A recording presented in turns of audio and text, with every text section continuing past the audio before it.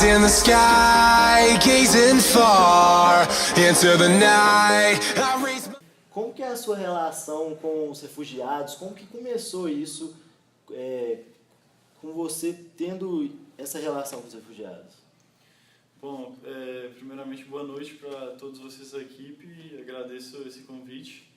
E, bom, primeiramente, a minha experiência com esse tema não vem só do curso, porque eu sou aluno de Relações Internacionais aqui do UniBH, mas, além disso, desde mais novo, quando eu estava na escola, eu gostava de estudar geografia, história, sociologia e temas relacionados a esse. Então, desde o momento que eu descobri o curso de Relações Internacionais que tinham a ver com essas matérias, essas disciplinas, eu já percebi que era algo que eu gostava bastante.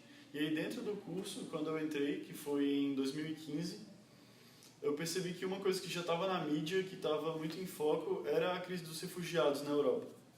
Então, eu ficava sempre vendo notícias a respeito disso e sempre tive interesse nesse tema, desde então. Então, eu tentava entender o motivo deles estarem se deslocando, de onde eles vinham, para onde eles iam, para tentar compreender melhor esse fenômeno. E o meu curso me ajudou muito a aprender um pouco mais sobre isso.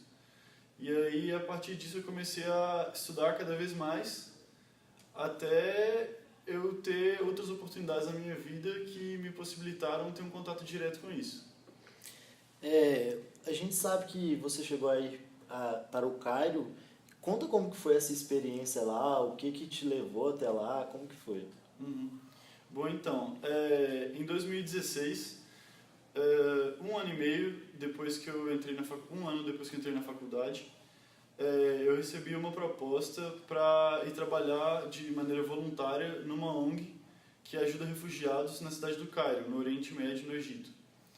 Então, isso foi uma proposta que, quando eu arrumei essa proposta, foi através de uma organização internacional chamada IESEC, que eu descobri que eles colocavam em contato jovens que tinham interesse de fazer trabalho voluntário em outro lugar do mundo e colocavam em contato você com organizações dos países que você tem interesse de ir. E, a partir disso, dentre as opções que eu tinha, tendo em vista os assuntos que eu gosto de estudar, eu tenho muito interesse pela região do Oriente Médio. Desde que eu cheguei no curso, eu busco me aprofundar um pouco mais sobre essa região. Então, a partir disso, eu vi que tinha a opção de ir para o Cairo por diversos motivos. Pelo fato de ter muito a ver com um tema que eu gostava, que era o refúgio, que eu iria trabalhar dentro de uma ONG que ajuda refugiados. Pelo fato do preço ser mais em conta comparado a outros locais do mundo, porque o custo de vida na África é muito barato. Então, para morar no Cairo, que é uma cidade grande, mas é um país em desenvolvimento, então tem muita pobreza, eu não precisaria de muito dinheiro para conseguir ficar lá. Tudo isso favoreceu minha ida para lá. E então, assim que eu tive interesse e decidi que eu iria, eu entrei em contato com a ONG que eu iria trabalhar, fiz várias entrevistas com eles, aí eu fui aprovado e aí eles me chamaram de fato para ir para lá. Então, eu fui em agosto de 2016, final de julho de 2016, e fiquei lá até dezembro do mesmo ano. Então, durante esse tempo que eu estava lá, eu morava na capital, Cairo, trabalhava na periferia da cidade, num bairro majoritariamente ocupado por refugiados. Então, eu trabalhava numa ONG que dava suporte a eles de diversas maneiras. Eles forneciam aulas de inglês, árabe, francês, tinham sessões de empoderamento, questões mais relacionadas a trabalhos psicológicos, desde para ficar com as crianças como se fosse uma creche, sessões para motivar, principalmente mulheres que participavam das nossas atividades dentro da ONG, para ajudar a fomentar a questão da empregabilidade delas lá, porque uma coisa que é muito difícil, que eu percebi morando lá, é que aqui no Brasil a situação do emprego já é difícil, principalmente para pessoas de baixa renda que não têm condição de ter uma formação educacional de qualidade. Lá é muito pior. Então, assim, para uma população que fugiu de diversas áreas de conflito e foram até o Cairo para se refugiar, lá já é um cenário de condição de vida não tão boa para essa população. Aí você para pensar de onde eles vieram, que para eles fugirem de um lugar para ir para um lugar que a qualidade de vida não é tão boa, com certeza o lugar de onde eles estavam antes era pior ainda. Então, assim, eu pude aprender bastante com isso. Foi uma experiência incrível que me possibilitou aprender além da teoria, porque quando eu estava estudando aqui, eu pude ter contato com bastante coisas nos livros, vendo vídeos, etc., os professores demonstrando conteúdo, mas eu nunca tinha tido um contato tão forte assim. Mas a partir do momento que eu fui para lá, eu pude ver na prática o que eu tinha estudado antes. Então isso era muito interessante, porque eu estava vendo coisas que, digamos, eu tinha visto em sala de aula, exatamente os professores falando sobre, e também tinha tido contato com coisas que eu talvez até iria ver posteriormente quando eu voltasse na faculdade. Então isso foi muito enriquecedor, tanto de maneira pessoal quanto profissional para mim. E quando você retornou ao Brasil, como que voltou a sua cabeça? Como provavelmente voltou totalmente diferente, mas como que isso agregou esse choque de realidade mesmo, de estar ali vivenciando aquilo tudo? Quão foi importante para você isso tudo? Olha, foi essencial. Eu acredito que realmente foi a melhor coisa que eu posso ter feito na minha vida. Mudou totalmente a trajetória da minha vida de maneira bem drástica, até porque quando eu entrei na faculdade era uma coisa que eu gostava, era uma coisa que assim, eu estava despertando, eu já tinha interesse, mas estava despertando, digamos, caminhos novos que eu poderia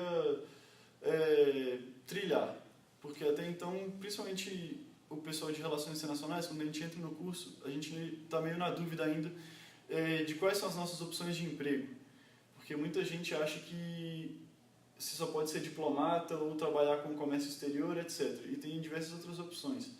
Então, a partir do momento que eu fui para lá, eu percebi que eu poderia trabalhar nessa área com a imigração, com o refúgio, poderia trabalhar em organizações não governamentais, que era o que eu estava fazendo lá, poderia trabalhar em organizações internacionais que atuam naquela região e diversas outras coisas. E assim, quando eu estava lá, abriu um pouco a minha visão para muita coisa. Então, assim, questão cultural que você mesmo disse é incrível, porque a todo momento eu tinha contato não só com a cultura egípcia dos locais, mas do pessoal que eu ajudava dentro da ONG, que eram refugiados e imigrantes da Síria, do Sudão do Sul, Eritreia, Etiópia. Então eu tive contato com pessoas de países que até algum tempo atrás eu nunca imaginaria que eu teria.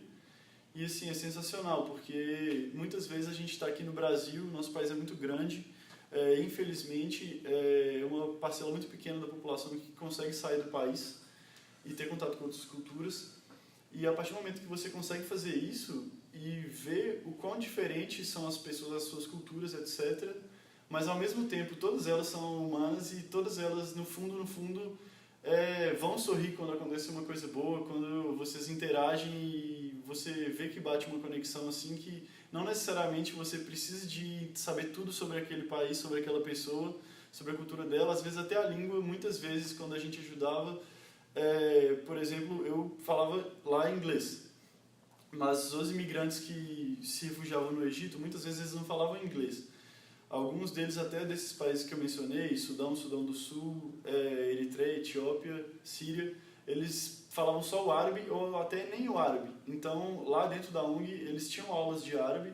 Eu era um dos que dava aula de inglês, tinham pessoas dando aula de francês, mas muitas vezes, assim, em outras atividades que a gente realizava, tinha uma dificuldade de comunicação realmente, mas tinham pessoas que eram nossos tradutores, os coordenadores da ONG, digamos assim, e eles falavam ambos os idiomas, então eles conseguiam traduzir. Mas além disso era bem interessante essa relação que a gente tinha com eles de muitas vezes não entender direito o que eles estavam querendo nos passar com relação à língua realmente, mas você conseguia entender pela linguagem corporal, pelas expressões deles, o que eles estavam sentindo na hora e o que a gente conseguiu passar para eles. Então isso é sensacional e eu acredito que isso foi uma das coisas que me mudou bastante, assim, de eu conseguir enxergar o outro por mais que o quão seja diferente, que todos nós somos iguais no fundo. E além de aula de inglês que você comentou, o que mais qual que era o seu trabalho lá?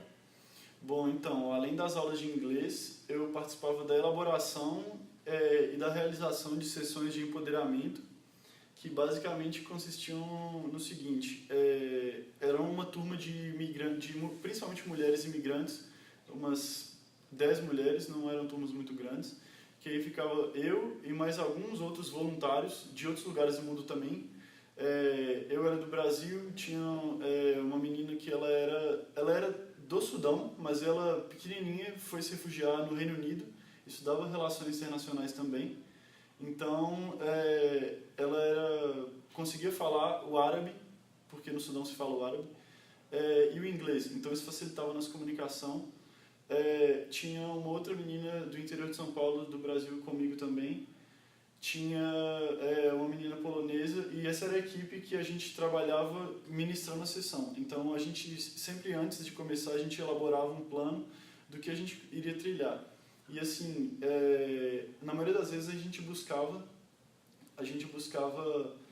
desenvolver maneiras de motivá-las a seguir em frente, porque muitas vezes quando elas chegavam lá na ONG, era nítido que a expressão facial delas mostrava que elas não tinham muita perspectiva de vida, nem de conseguir arrumar um emprego, nem de conseguir, como eu posso dizer, se estabelecer lá, porque os imigrantes no Egito, eles sofrem muito preconceito, muitas vezes porque talvez questão de xenofobia, questão de não conseguir arrumar um emprego por causa da língua.